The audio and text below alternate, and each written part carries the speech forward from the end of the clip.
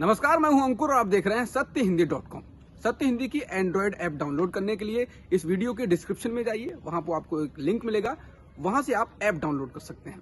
अब एक नजर डाल लेते हैं अब तक की खबरों पर। केंद्र सरकार के नए कृषि कानूनों के खिलाफ रविवार को पश्चिमी उत्तर प्रदेश और हरियाणा का माहौल खासा गर्म रहा। पश्चिम उत्तर प्रदेश के अमरोहा के अलावा हरियाणा के चरखी दादरी और मेवात में किसान महापंचायतें हुई और इनमें जितनी बड़ी संख्या में लोग उमड़े हैं वह ये बताने के लिए काफ़ी है कि इन राज्यों में किसान कृषि कानूनों के खिलाफ लंबी लड़ाई के लिए तैयार हो चुके हैं।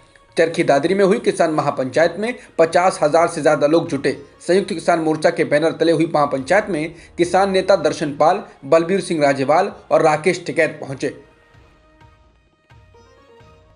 चरखी दादरी में राकेश टिकैत ने एक बार फिर अपनी बात दोहराई कि जब तक ये कृषि कानून वापस नहीं होंगे तब तक किसान अपने घर वापस नहीं जाएंगे। तो वहीं दर्शन पाल ने कहा कि किसानों का आंदोलन खेती में चल रहे संकट के कारण हुआ है। उन्होंने हरियाणा की खट्टर सरकार को किसान विरोधी बताते हुए सत्ता से उखाड़ने की अपील की।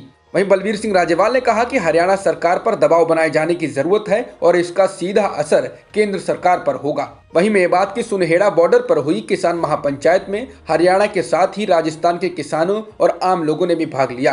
किसान नेता गुरनाम सिंह चडूनी भी महापंचायत में पहुंचे।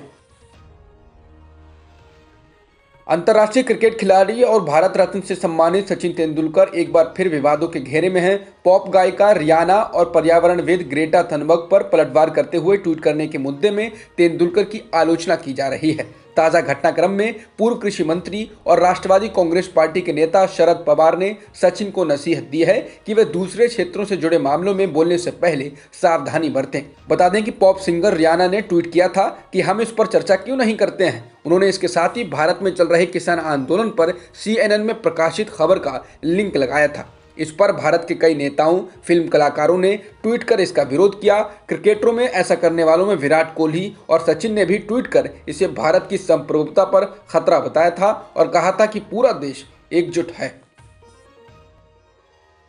उत्तराखंड के चमोली जिले में रविवार को ग्लेशियर टूटने से तबाही हुई है। राहत और बचाव कार्य में जुटी ITBP ने कहा है कि अब तक 15 शव मिल चुके हैं। इंडिया टुडे की रिपोर्ट के अनुसार ITBP के महानिदेशक SS देसवाल ने कहा ये शव धौली गंगा नदी से मिले हैं। इससे पहले खबर आई थी कि करीब 150 लापता हैं।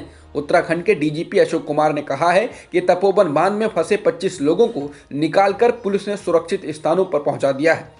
ANI की रिपोर्ट के अनुसार उत्तराखंड के मुख्य सचिव ओम प्रकाश ने कहा है कि हताहतों की संख्या 100 से 150 होने की आशंका है। उत्तराखंड में ग्लेशियर टूटने के बाद से आई तबाही के दौरान पानी का गुबार इतना भीषण था कि तपोवन का बांध पूरी तरह साफ हो गया। इस डैम की लोकेशन से जो शुरुआती तस्वीर सामने आई है उसमें कुछ ऐसा ही नजर आ रहा है। सड़क संपर्क टूट जाने की वजह से कुछ जगहों पर पीड़ितों तक चॉपर से खाना पहुंचाया जा रहा है।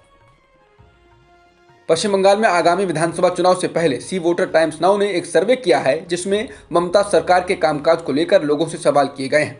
सी वोटर सर्वे के अनुसार 50% लोगों ने ममता बनर्जी के कामकाज को अच्छा बताया, जबकि 31% ने उनके काम को खराब बताया है। वहीं 54% लोगों ने ममता बनर्जी को मुख्यमंत्री के तौर पर अपनी पहली पसंद बताया, जबकि बीजेपी के अध्यक्ष दिलीप घोष को 23% लोगों ने अपनी पहली पसंद बताया। पश्चिम बंगाल के 8,666 लोगों द्वारा दिए गए इन जवाबों को अगर व्यापक जन समुदाय का मत माना जाए तो ये कहा जा सकता है कि बंगाल की आधी जनता राज्य सरकार और उसके मुख्यमंत्री के काम से संतुष्ट है। PM मोदी ने रविवार को बंगाल में बीजेपी के चुनाव प्रचार की शुरुआत की। इस दौरान उन्होंने कहा कि बंगाल फुटबॉल को पसंद करता है, लिहाजा मैं उसी भाषा में बोलता हूं कि तृणमूल ने एक के बाद एक कई सारे फाउल किए हैं। ये फाउल कुशासन के हैं, विपक्षी दलों के नेताओं पर हमले के हैं, भ्रष्टाचार के हैं। बंगाल की जनता ये देख रही है और जनता जल्द ही उन्हें राम कार्ड दिखाएगी। भारत में एक दिन में 11,831 नए कोरोना संक्रमण के मामले दर्ज किए गए हैं और 84 लोगों की मौत हुई है। इसके साथ ही देश में कुल संक्रमितों का आंकड़ा 1,08,38,000 के पार हो गया है और मृतकों की संख्या 1,55,000 से अधिक हो चुकी है। फिलहाल एक्टिव मामले 1,48,000 के पार हो गए हैं। इसके अलावा अभी तक 58,12,000 से अधिक लोगों को वैक्सीन लगाई जा चुकी है। चेन्नई में भारत और इंग्लैंड के बीच खेले जा रहे टेस्ट मैच में इंग्लैंड ने मजबूत पकड़ बना ली है। आज चौथे दिन का खेल जारी है। वॉशिंगटन सुंदर और अश्विन क्रीज पर हैं। सुंदर ने अर्धशतक जड़ दिया है, जबकि अश्विन 15 रनों से आगे खेल रहे हैं। भारत ने अपने शुरुआती 6 विकेट गंवा दिए हैं और 300 रन बनाने के बाद आगे खेल रहा है। इससे पहले इंग्लैंड ने टॉस जीतकर पहले बल्लेबाजी करते हुए कप्तान जो रूट के दोहरे शतक की बदौलत पहली पारी में 578 रन बनाए। म्यांमार में सैन्य तख्तापलट के खिलाफ हजारों की संख्या में लोग सड़कों पर प्रदर्शन कर रहे हैं। रविवार के बाद आज सोमवार को भी यंगून में हजारों की संख्या में लोग सड़कों पर उतर आए। इस दौरान लोगों ने हाथ में जस्टिस फॉर म्यांमार और सैन्य तख्तापलट के खिलाफ प्ले कार्ड पकड़े थे। इसके अलावा हजारों लोगों ने एकजुटता को दिखाने के लिए एक साथ गाड़ियों के हॉर्न भी बजाए। बता दें, म्यांमार में सेना ने एक हफ्ते पहले चुनी हुई सरकार का तख्तापलट कर दिया और आंग सान सूची को कैद कर लिया। वहीं देश भर में इंटरनेट भी बंद कर दिया। हालांकि अब कहा जा रहा है कि कुछ इलाकों में आधे अधूरे तौर पर इंटरनेट की सेवाएं शुरू की गई हैं, लेकिन सोशल मीडिया अभी भी पूरी तरह से बैन है। अब तक की खबरों में इतना ही। बाकी खबरों के लिए बने रहिए सत्यहिंदी.com के साथ। सत्य हिंदी का ऐप डाउनलोड करें गूगल प्ले स्टोर पर।